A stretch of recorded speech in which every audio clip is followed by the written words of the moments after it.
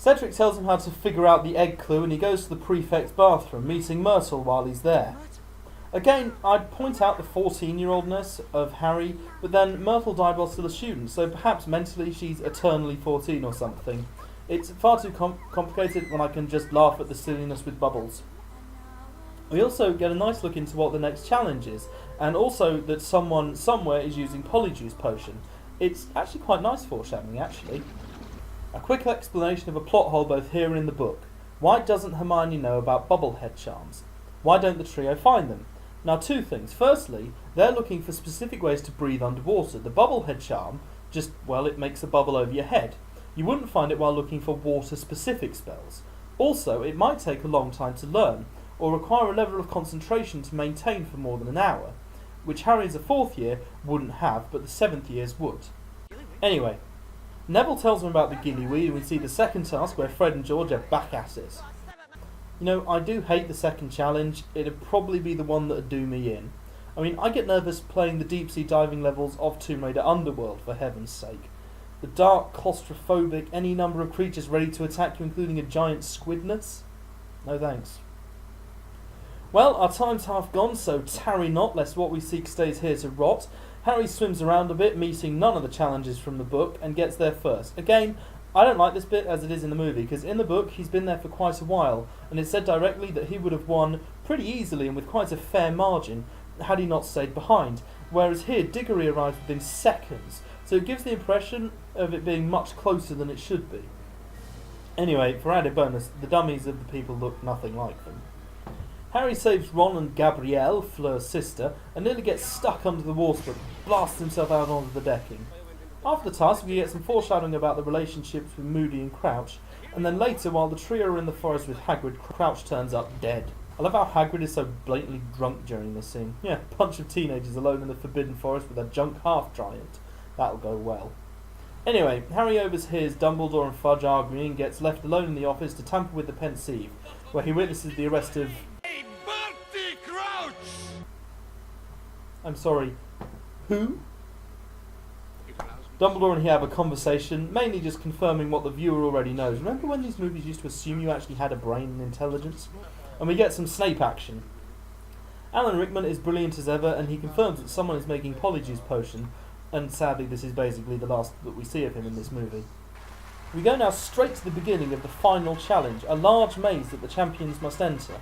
Outside, Dumbledore gives a ridiculous little speech about, "You'll find no dragons or creatures of the deep. Instead, you'll face something even more challenging. You see, people change in the maze. Oh, find the cup if you can, but be very wary. You could just lose yourselves along the way." Delivered utterly straight-faced, and in they go. And this is where my second biggest, annoyance of the movie is revealed. I don't like the redesign of the maze. I know it's supposed to be some sort of psychological thing, and making it really, creepy and everything, but good lord, JK put together a fascinating assortment of crazy magical tests, which Harry had to get past, culminating in a fight against a gigantic spider. What more do you want? Watching Harry fight off the bushes for 5 minutes, that's not scary. Crumb turns out to be imperious, and apparently the director was a fan of either Evil Dead or Uwe Boll, and Harry and Cedric reach the cup, which transports them to a graveyard, the same one Harry has been seeing in his nightmares. Wormtail appears, carrying Voldemort, and murders Diggory, but, at least he'll rise from the grave in 3 days. No! Bad Guitarist, no vampire jokes.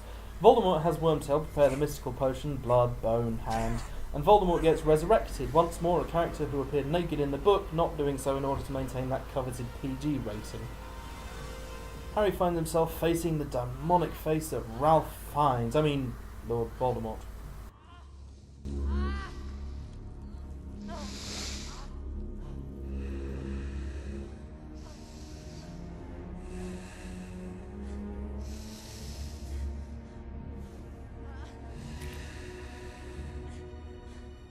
He and Harry duel, and really there's nothing wrong with these scenes. Fiennes is actually pretty damn creepy as Voldemort, especially now that we aren't getting overexposed to him. And the scene where he and Harry have the Kamehame wand face-off is just pure awesome. Anyway, Cedric returns as a pale, sparkly version of himself from beyond the grave. Followed by Harry's mum and dad, who Zerg rush Voldemort and give Harry a chance to escape, bringing Cedric's body back to Hogwarts. I've seen varying opinions of this scene, but I do find it works well. Amos's anguished screams, the crying of the crowd, Harry just absolutely breaking down. The juxtaposition of the happy scene when he actually first arrives with the sudden revelation coming to them is just brilliantly done. Moody takes Harry back to the castle and locks him in his room, questioning him on Voldemort's return and revealing that he was the Death Eater at the castle, at which point Dumbledore blasts down the door and knocks him unconscious. Snape does him with the Veritaserum and Moody changes back into...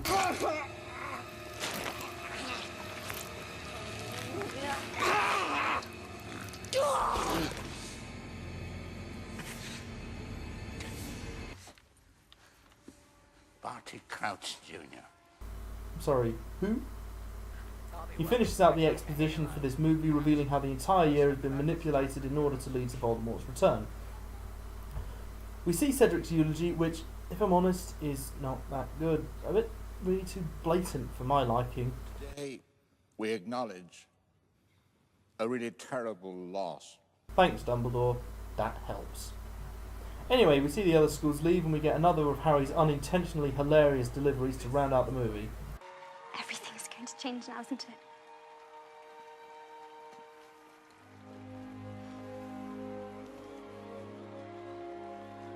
Yes. Is this movie bad? Yes.